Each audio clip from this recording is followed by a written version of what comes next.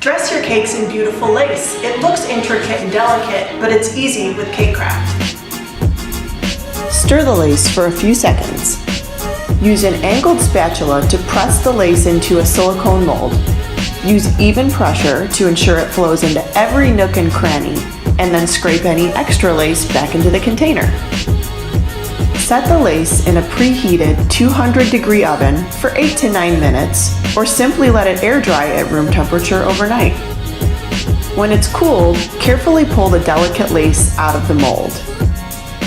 The pieces adhere to fondant-covered cakes with just a bit of water, and to buttercream on their own. The dried lace pieces cut cleanly with scissors, so you can completely encircle any size cake without gaps or overlap.